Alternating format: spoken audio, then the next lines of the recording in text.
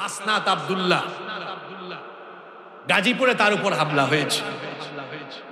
এখনো ভারতীয় আধিপত্যবাদ এই দেশে প্রতিষ্ঠার জন্য তারা ষড়যন্ত্র করে যাচ্ছে।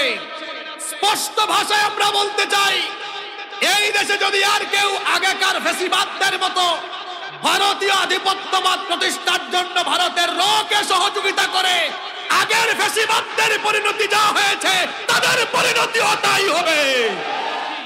ইসকনের চিন্ময় কুমার প্রভুকে জামিন দিলে পরিস্থিতি সরকার কন্ট্রোল করতে পারবে না।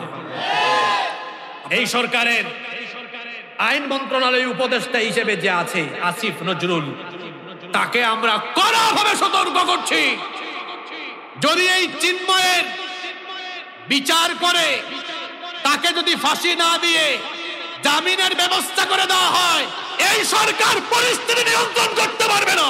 সুতরাং সাতক্ষীরা সহ গোটা বাংলাদেশের মানুষকে বলতে চাই, গত 16-17 বছর আমরা বাংলাদেশে ভারতীয় আধিপত্যবাদের বিরুদ্ধে লড়াই করেছি। কথা ঠিক না বেঠিক?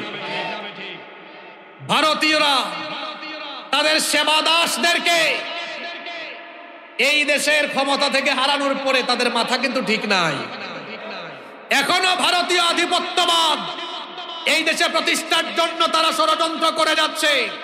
স্পষ্ট ভাষায় আমরা বলতে চাই, এই দেশে যদি আর কেউ আগেকার ফ্যাসিবাদদের মতো ভারতীয় আধিপত্যবাদ প্রতিষ্ঠার জন্য ভারতের রকে সহযোগিতা করে আগের ফ্যাসিবাদদের পরিণতি যা হয়েছে তাদের পরিণতিও তাই হবে।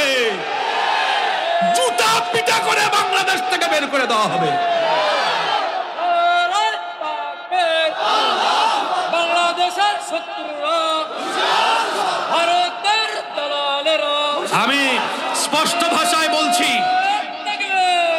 স্পষ্ট ভাষায় আমরা বলছি, ইসকনের চিন্ময় কুমার প্রভুকে জামিন দিলে পরিস্থিতি সরকার কন্ট্রোল করতে পারবে না। আপনারা জানেন গত 2 দিন, আপনারা বেজার হচ্ছেন নাকি? সমসাময়িক কিছু কথা তো আমাকে বলতেই হবে। এই যে আমার ভাই অ্যাডভোকেট সাইফুল ইসলাম আলিফ, আপনারা জানেন কিনা, আমি যে বিশ্ববিদ্যালয় থেকে পড়াশোনা শেষ করেছি, শহীদ অ্যাডভোকেট সাইফুল ইসলাম আলিফ একই বিশ্ববিদ্যালয়ে পড়াশোনা করছে।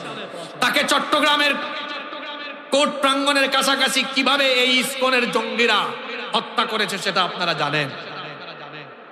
এই সরকারের আইন মন্ত্রণালয়ের উপদেষ্টা হিসেবে যে আছে আসিফ নজরুল, তাকে আমরা কড়াভাবে সতর্ক করছি, যদি এই চিন্ময়ের বিচার করে তাকে যদি ফাঁসি না দিয়ে জামিনের ব্যবস্থা করে দেওয়া হয়, এই সরকার পরিস্থিতি নিয়ন্ত্রণ করতে পারবে না।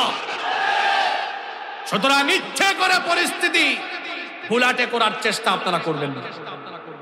দ্বিতীয়ত যে বিষয়টি আমরা বলতে চাই, ভারতীয় কোনো আধিপত্যবাদ এই দেশে আর প্রতিষ্ঠা করতে দেওয়া হবে না। আজকে আপনাদের এখানে স্টেজে ওঠার আগেই খবর পেলাম হাসনাত আব্দুল্লাহ, গাজীপুরে তার উপর হামলা হয়েছে। হাসনাত আব্দুল্লাহ সহ বাংলাদেশে যত মানুষ ভালোবাসেন বাংলাদেশকে, যারা চান এই দেশটা, বাংলাদেশ পাকিস্তান হোক, ভারত হোক, আমেরিকা হোক, কোন দেশের আধিপত্য এই দেশে আমরা মেনে নিব না। রাজি আছেন তো? আমরা বলবো এই হামলার তদন্ত করে অতি দ্রুত চিহ্নিত করে তাদেরকে বিচারের আওতায় নিয়ে আসতে হবে।